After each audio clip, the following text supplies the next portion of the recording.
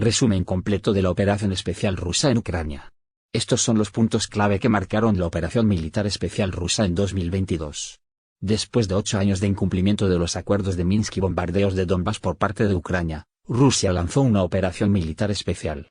Aunque Occidente sigue suministrando armas a Kiev e imponiendo más sanciones antirrusas, Moscú paso a paso está cumpliendo sus objetivos clave y liberando los nuevos territorios. Los objetivos de la operación militar especial rusa / el presidente de Rusia, Vladimir Putin, compartió los objetivos de la operación militar especial en una sesión plenaria del Club de Debate Internacional Valdai en octubre. En respuesta a la pregunta sobre qué le llevó a tomar la decisión de lanzar una operación especial, Putin destacó que ya había dado las razones muchas veces. El mandatario detalló que fueron los planes de la OTAN de expandirse a costa de Ucrania y la negativa de Kiev a cumplir los acuerdos de Minsk. Teníamos que hacer algo por el Donbass.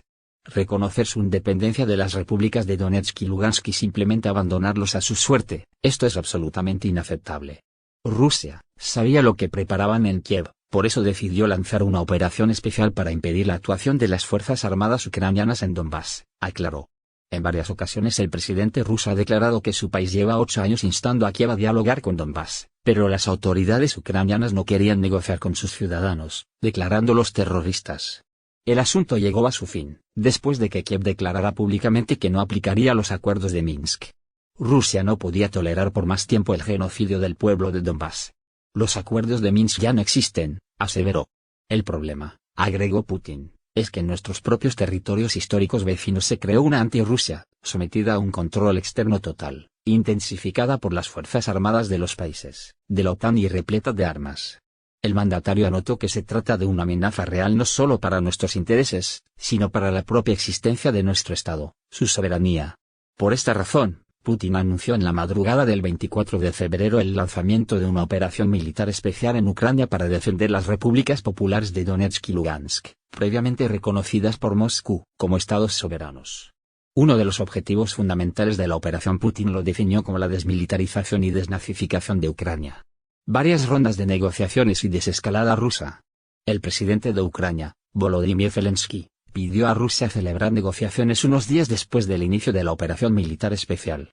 El 28 de febrero se celebraron las negociaciones entre Kiev y Moscú en la frontera entre Bielorrusia y Ucrania. El jefe de la delegación rusa, Vladimir Medinsky, señaló entonces que los acuerdos deben corresponder a los intereses de ambas partes. Unos días después, el 3 de marzo empezó la segunda ronda de negociaciones entre los dos países, donde Rusia mostró su bloque de propuestas de 3 partes que abordan los aspectos militar técnico, humanitario internacional y los aspectos políticos del acuerdo. No obstante, el ministro de Exteriores de Rusia, Sergei Lavrov, después de que los partes lograran los acuerdos preliminares, calificó a las negociaciones como difíciles, ya que la parte ucraniana cambia constantemente su enfoque. El canciller acusó a Estados Unidos de desear dominar el mundo. Para Washington es un gran beneficio seguir suministrando armamento a Kiev, concluyó. A pesar de todo, representantes de Kiev y de Moscú se encontraron por tercera vez el 29 de marzo en la ciudad turca de Estambul para negociar el plan de la paz. Como resultado, Rusia dio 2 pasos hacia la desescalada del conflicto con Ucrania, afirmó Medinsky. Además, subrayó que incluyen las partes militar y política. En particular, Rusia prometió reducir drásticamente las acciones de combate en las zonas de Kiev y Chernígov. Al mismo tiempo, Medinsky señaló que las negociaciones entre Rusia y Ucrania en Estambul fueron deconstructivas. Sin embargo, en un proyecto del acuerdo de paz aparecieron cláusulas que difieren de las propuestas hechas en Estambul, destacó Lavrov. La línea política de Kiev, continuó, pretende retrasar e incluso socavar las negociaciones, desviándose de los acuerdos alcanzados previamente. Hasta ahora las conversaciones de paz entre ambos países no se han reanudado. Zelensky ha perdido la cabeza y se niega a negociar una solución. Zelensky exige a Occidente una escalada de la situación en Ucrania en lugar de hacer un llamamiento a la paz, por eso ha perdido la cabeza, escribió el exsecretario de Estado del Ministerio de Defensa alemán Willy Wimmer en el diario Nachrichtenseiten. La falta de voluntad de Zelensky para negociar con Rusia empezó a poner a prueba la paciencia de los líderes europeos, destacó por su parte el diario Político. Como apuntó el periódico, a diferencia de Europa, Estados Unidos, que está separado por un océano de las hostilidades en Ucrania, tiene más paciencia, al tiempo que, señala que el presidente estadounidense, Joe Biden, ha dicho en repetidas ocasiones que no presionará a Zelensky en lo que respecta a las negociaciones con Rusia. Sin embargo, según asesores anónimos de la Casa Blanca, Biden tendrá que presionar a los líderes europeos para que mantengan el rumbo elegido. El mandatario ucraniano, entrevistado por el canal de televisión francés RFI, declaró que oye llamamientos a sostener negociaciones con Rusia, pero no le ve sentido y aclaró que su visión de la paz difiere de la que tiene Moscú. Desde el Kremlin reiteraron que Zelensky sabe que las operaciones de combate podrían terminar incluso mañana, si existiera voluntad. El presidente de Rusia a su vez declaró que su país siempre ha estado abierta a negociar con Ucrania. Los referendos de adhesión a Rusia. Tras el fracaso de las negociaciones con Ucrania, Rusia continuó la operación y la llevó a cabo paso a paso. Después de 8 años de genocidio por parte de Ucrania, las repúblicas populares de Donetsk y Lugansk anunciaron que celebrarían unos referendos para adherirse a Rusia. Las administraciones provisionales de las provincias ucranianas de Gerson y Zaporilla también declararon que organizarán plebiscitos similares. Durante los 5 días de la votación, los territorios fueron bombardeados por las Fuerzas Armadas de Ucrania. Aunque la agresión de Kiev trató de impedir que los habitantes de la región participaran en el referendo, las autoridades de los 4 territorios liberados hicieron todo lo posible para que la población pudiera expresar su punto de vista sobre la adhesión a Rusia. Tras los referendos, en los que el voto a favor a la reunificación con Rusia ganó por mayoría abrumadora, el mandatario ruso firmó los acuerdos de incorporación de 4 nuevas regiones al país. Con la incorporación a Rusia, las repúblicas del Donbass y las regiones de Gerson y Zaporozhye buscan garantizar la seguridad de sus ciudadanos y frenar los ataques que el gobierno ucraniano lleva a cabo con las armas suministradas por Estados Unidos y otros países de la OTAN. Putin anuncia la movilización parcial para defender la integridad territorial de Rusia. En medio del proceso unionista de Donetsk, Lugansk, Gerson y Zaporozhye, el 21 de septiembre el presidente ruso se dirigió al pueblo de su país. La línea de contacto supera ya los 1000 kilómetros en una operación militar especial, y ya se están llevando a cabo ataques terroristas con armas occidentales en las zonas fronterizas de las regiones rusas, anunció el mandatario. Por esto Putin firmó un decreto para la movilización parcial de los reservistas con el objetivo de defender la soberanía y la integridad territorial del país. Para defender nuestra patria, su soberanía e integridad territorial, para garantizar la seguridad de nuestro pueblo y de la gente en los territorios liberados, definió Putin la necesidad de la movilización parcial. Desde el Ministerio de Defensa del país precisaron que serían movilizados 300.000 reservistas, que es el 1% de todos los reservistas de Rusia. Asimismo, más de 15.000 personas se alistaron como voluntarios para combatir del lado de Rusia en Ucrania, reveló un alto cargo del Estado Mayor General. Además de anunciar la movilización parcial y firmar los acuerdos de incorporación de 4 nuevas regiones, Putin introdujo la ley marcial en estos territorios.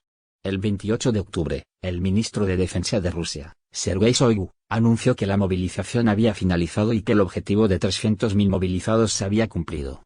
Por su parte, el presidente ruso agradeció a todos los que se unieron a las Fuerzas Armadas rusas y destacó que lo más importante en este momento es el conjunto, el entrenamiento, la cohesión, y todo lo que tiene que ver con que la gente se sienta segura si tiene que participar directamente en operaciones de combate. El sabotaje contra las ramas del gasoducto Nord Stream. Casi simultáneamente a la adhesión histórica de nuevos territorios y la movilización parcial, se produjo una escalada gradual del conflicto ucraniano. El 26 de septiembre, la empresa Nord Stream 2, operadora del gasoducto homónimo ruso, informó de una fuga de gas provocada por causas desconocidas en una de las 2 tuberías. Más tarde trascendió que las 2 líneas del gasoducto paralelo Nord Stream 1 también habían sido dañadas. El Servicio de Inteligencia Exterior de Rusia catalogó las explosiones de ataques terroristas y el 30 de septiembre desveló la posesión de evidencias que apuntaban a la implicación de determinados países occidentales. Más tarde, Putin calificó este atentado como acto de terrorismo de Estado. A su vez, Lavrov criticó que ningún país de la Unión Europea parezca estar investigando adecuadamente las explosiones. El director del Comité de Investigación de Rusia, Alexander Bastrykin, comunicó al mandatario ruso que se ha abierto un caso por terrorismo. Agregó que ciudadanos rusos y de terceros países ayudaron a los servicios ucranianos en la organización del ataque. Se trata de un atentado organizado por los servicios especiales de Ucrania y su objetivo era la destrucción de una importante instalación de infraestructura civil, aseguró Bastrykin durante su informe al presidente ruso. Putin advirtió a Ucrania que si Kiev continúa escalando sus ataques, entonces la respuesta rusa será más seria mientras estaba de visita en Samarcanda el pasado 16 de septiembre. Por eso, como respuesta al atentado por parte ucraniana, Rusia realizó ataques masivos con misiles de alta precisión contra la infraestructura vital y los puntos de mando en varias regiones y ciudades ucranianas.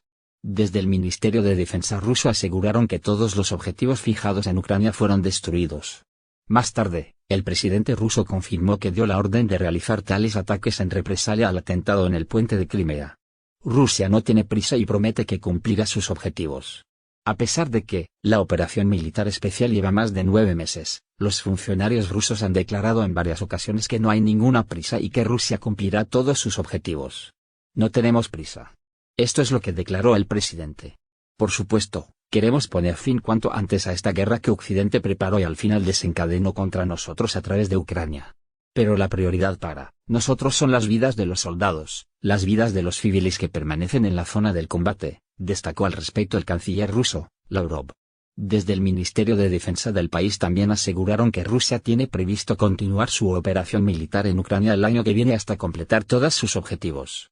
La operación militar especial avanza según lo previsto y se cumplirán todos los objetivos, declararon desde el organismo castrense. Como ha anunciado el mandatario ruso, su país simplemente no tiene otra opción que proteger a sus ciudadanos. Putin señaló que Rusia siempre se esforzó por resolver todas las disputas por medios pacíficos.